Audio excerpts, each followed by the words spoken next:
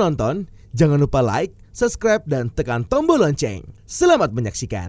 Wakil Presiden Kiai Haji Ma'ruf Amin meresmikan pembukaan Asia Media Summit ke-18 tahun 2023 di Grand Hyatt Bali, kawasan wisata Nusa Dua BTDC, Jalan Nusa Dua Benoa, Kabupaten Badung, Bali. Pada kesempatan tersebut, Wapres menyampaikan 4 langkah strategis untuk para pelaku industri media. Lebih lanjut, Wapres menyampaikan adaptasi ini bukan hanya sebatas terciptanya gawai baru dengan teknologi tinggi, namun kemampuan untuk beradaptasi dengan memanfaatkan jejak digital konsumen untuk menghasilkan keputusan serta menavigasi konten yang lebih baik ke depannya, bagi kedua belah pihak, baik media maupun konsumen.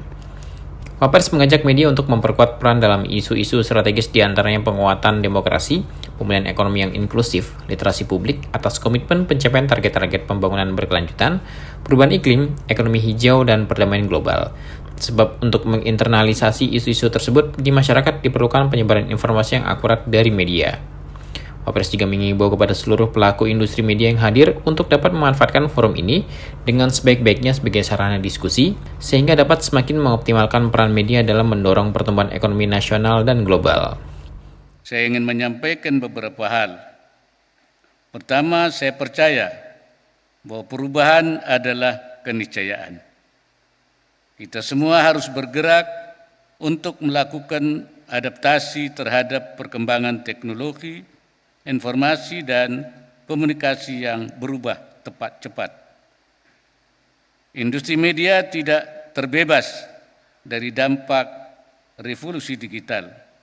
Kecanggihan teknologi digital tidak sekadar memunculkan gawai model baru, tetapi bahkan mampu mengubah pola pikir dan mempengaruhi perilaku konsumen. Media sosial menjadikan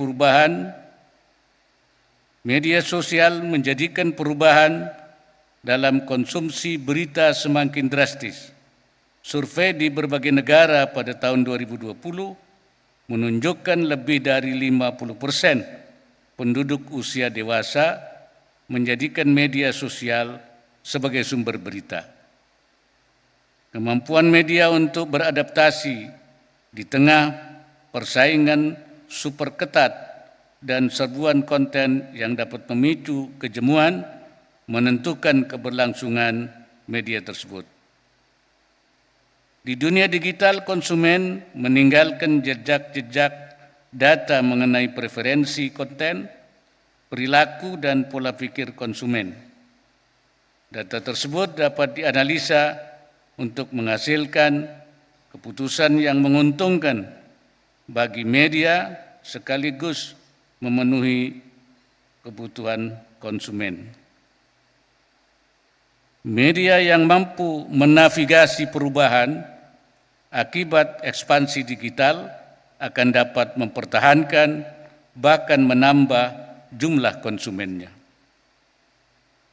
Kedua, saya mengajak media untuk memperkuat peran dasar sebagai jembatan komunikasi dan informasi dalam pendidikan publik.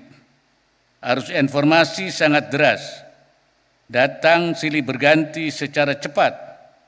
Media ditantang untuk konsisten menyebarkan informasi yang valid sehingga menjadi kekuatan dalam membangun peradaban.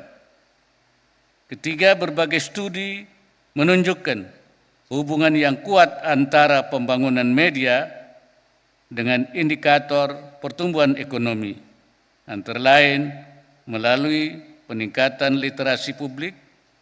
Sejatinya agenda pemerintah memang tidak dapat berjalan sempurna tanpa interaksi yang saling membangun antara negara dan masyarakat yang difasilitasi oleh media. Saya mengajak media untuk memperkuat peran dalam penguatan demokrasi, pemulihan ekonomi yang inklusif, literasi publik atas komitmen pencapaian target-target pembangunan berkelanjutan, perubahan iklim, ekonomi hijau, perdamaian global, dan agenda strategis lainnya. Yang keempat, kekuatan media yang dipadukan dengan kecanggihan teknologi dapat menjadi kekuatan untuk mendorong pertumbuhan ekonomi. namun juga berpotensi memperlebar kesenjangan antara individu. Saya yakin Sebelumnya, CEO Asia Pacific Institute for Broadcasting Development Philomena Gnana Pragasam mengajak para pelaku industri media untuk mengenali dan memanfaatkan kekuatan media di negara masing-masing untuk menciptakan masa depan yang lebih berkelanjutan dan sejahtera bagi semua.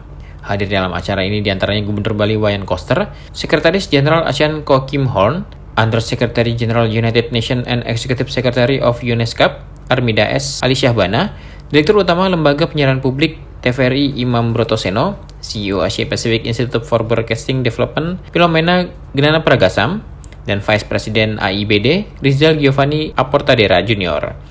Sementara itu, Wapres didampingi oleh Kepala Sekretariat Wapres Ahmad Erani Yustika, Deputi Bidang Dukungan Kebijakan Pemerintahan dan Wawasan Kebangsaan Felix Wanggai, Deputi Bidang Administrasi Sabto Haryono, serta staf khusus Wapres Mas Duki Badlui, Robikin M. Has, dan R. Gatot Priyo Utomo. Tim Eljon Media melaporkan.